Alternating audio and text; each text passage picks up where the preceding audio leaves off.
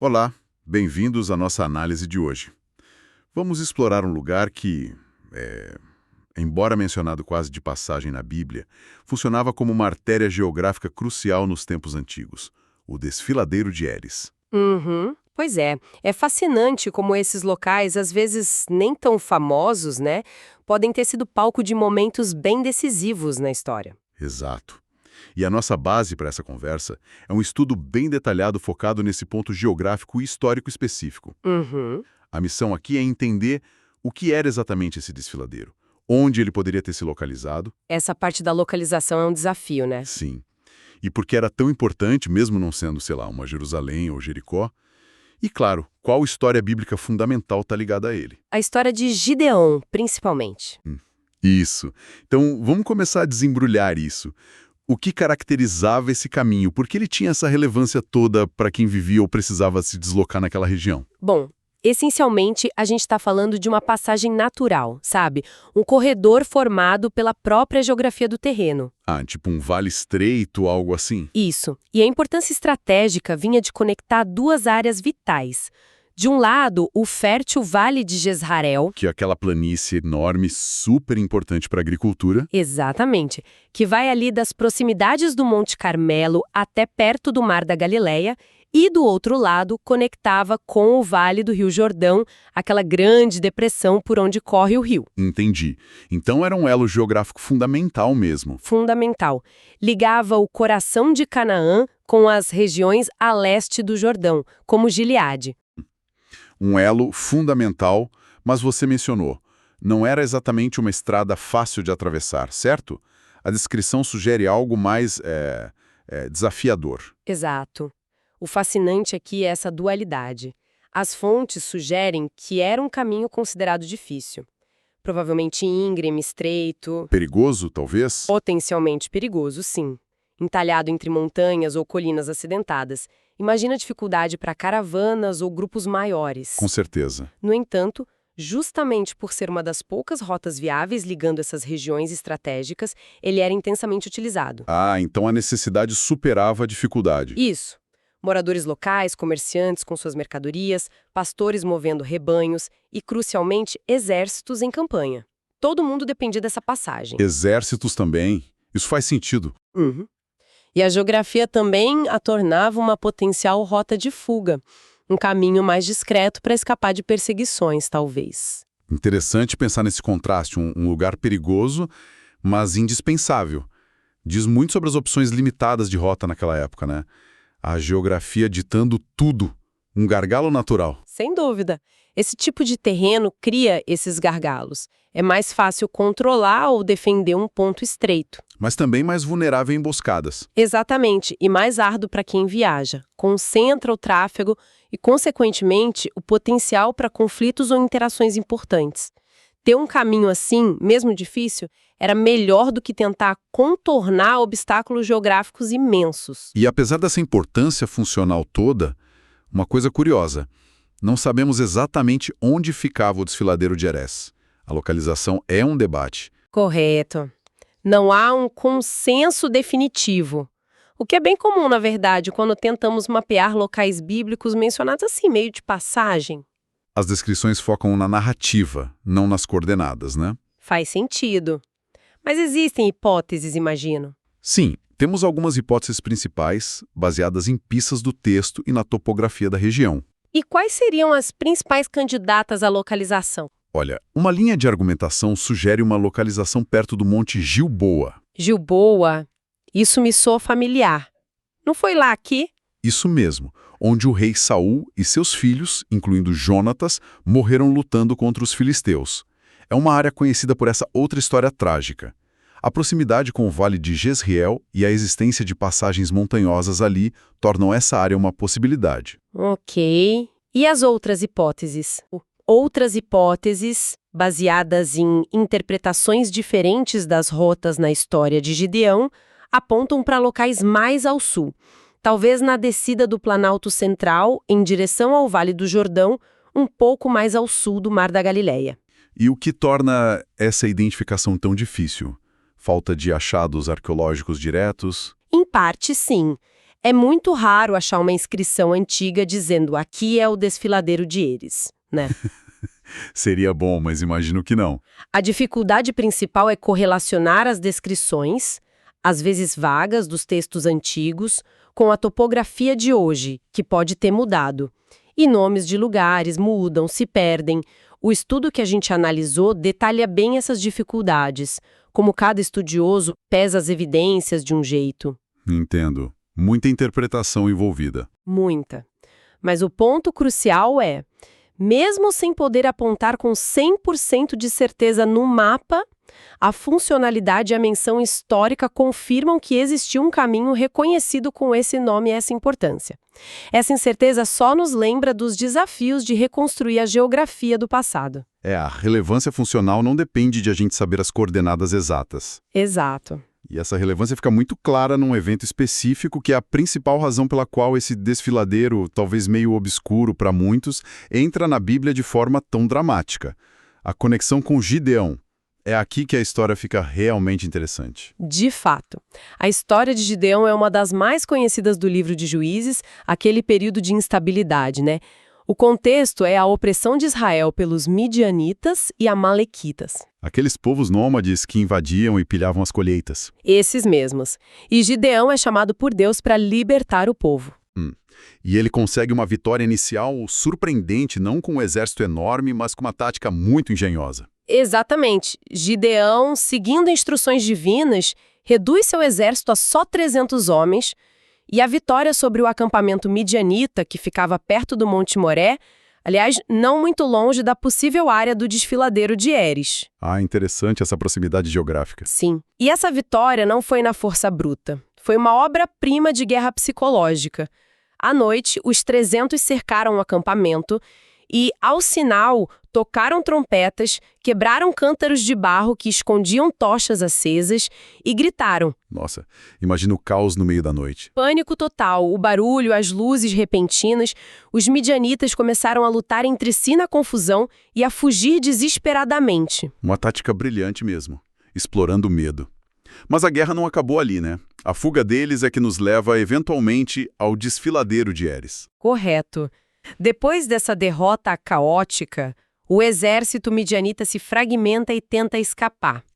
Uma parte dele foge para o sudeste, rumo a Zerera, Betsita, provavelmente tentando alcançar o Vale do Jordão para cruzar o rio. E essa parte é interceptada. Sim.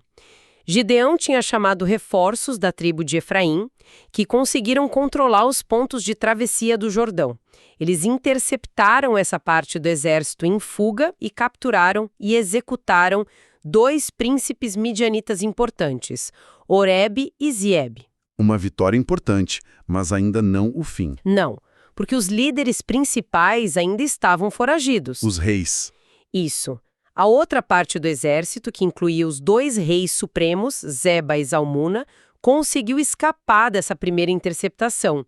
Fugiram mais para o leste e cruzaram o Jordão, passaram por cidades como Sucote e Peniel, que, aliás, se recusaram a ajudar Gideão e seus homens exaustos na perseguição. Nossa, que situação difícil para Gideão. Pois é, e os midianitas tentaram se reagrupar ainda mais a leste, numa área mais desértica, perto de um lugar chamado Carcor. É essa força remanescente, liderada pelos reis, que Gideão e seus leais 300 homens perseguem, incansavelmente. Essa perseguição deve ter sido longa e muito árdua. Extremamente. O texto bíblico enfatiza o cansaço dos homens de Gideão, mas também a determinação deles. Percorreram um longo caminho, terrenos diferentes.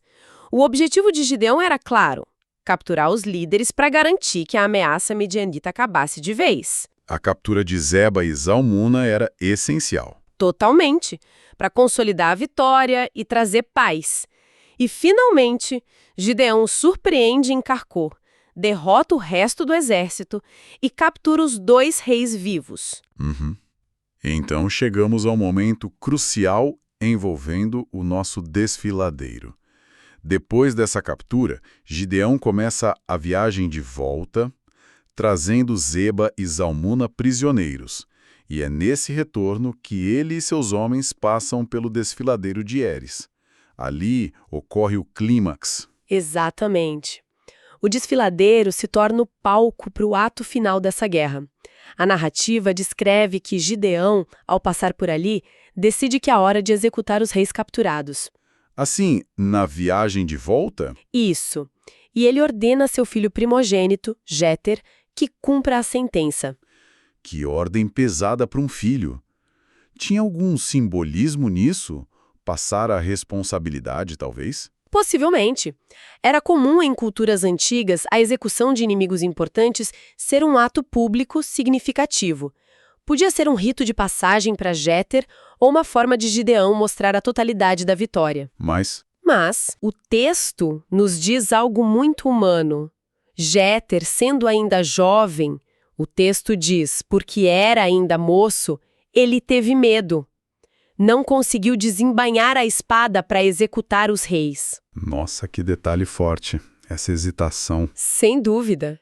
É um momento de tensão psicológica enorme.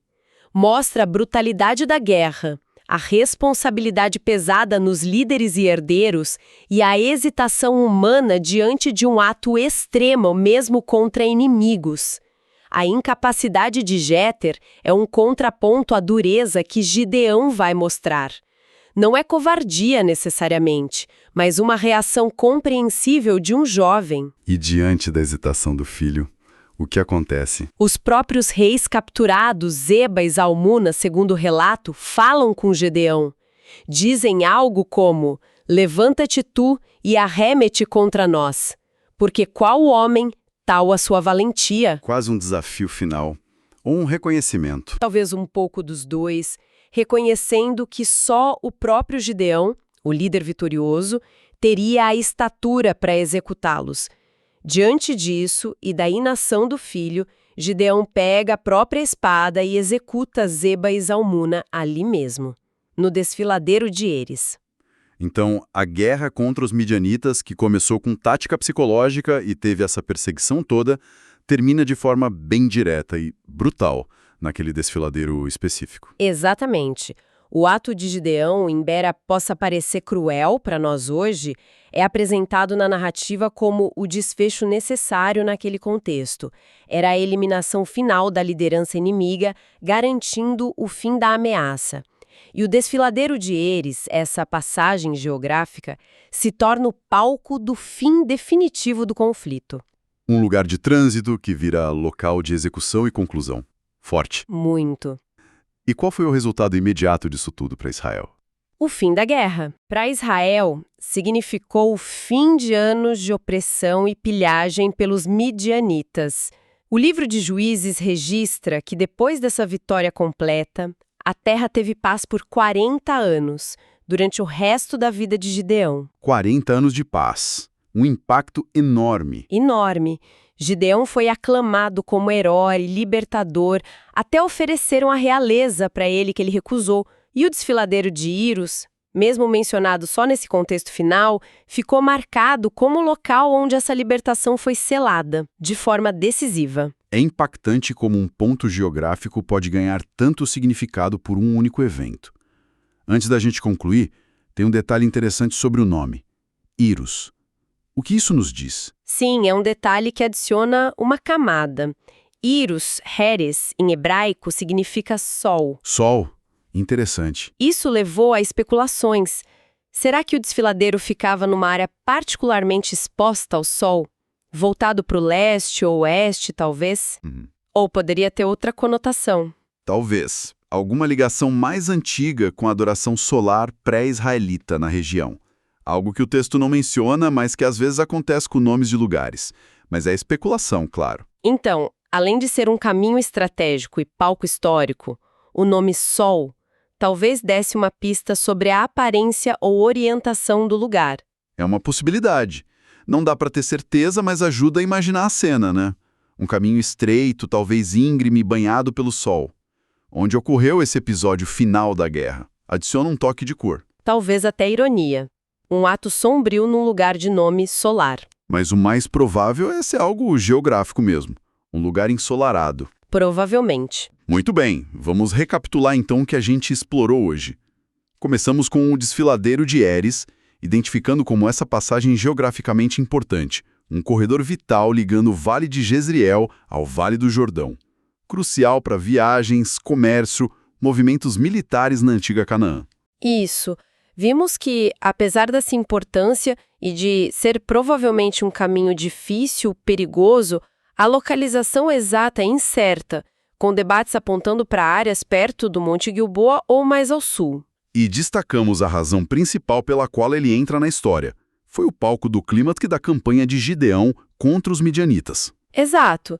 Depois da vitória inicial e da longa perseguição aos reis Zeba e Zalmuna, foi no desfiladeiro de Heres, na volta, que Gedeão os executou, colocando um fim definitivo à guerra e iniciando um período de paz para Israel. Analisamos também a tensão daquele momento final, com a hesitação do filho de Gideão, Jéter, e o próprio Gideão assumindo a tarefa. Um ato que, no contexto da época, selou a vitória. E por fim mencionamos o significado do nome Heres, sol, que adiciona essa camada intrigante à imagem do local. Se a gente conecta isso ao quadro geral, percebe um padrão interessante, né? Como pontos geográficos específicos, mesmo os que não são super famosos, podem virar cenários cruciais para eventos que moldam a história e a memória de um povo. Sem dúvida. A geografia nunca é só um pano de fundo passivo. Ela interage com os acontecimentos, facilita, dificulta e às vezes fica simbolicamente ligada a eles, como aconteceu com o desfiladeiro de Heres naquele dia. Isso nos deixa com uma pergunta interessante para refletir. Considerando a importância estratégica clara do desfiladeiro, um gargalo vital, e seu papel no fim de uma guerra tão significativa liderada por Gideão, por que será que ele não recebe mais destaque nos textos antigos? Parece meio desproporcional, né? A função versus a fama textual. É uma ótima questão.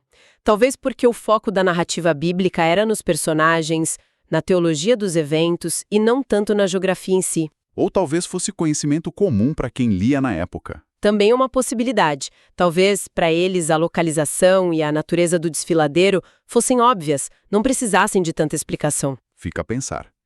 Que outras histórias essa passagem estreita e talvez ensolarada pode ter testemunhado?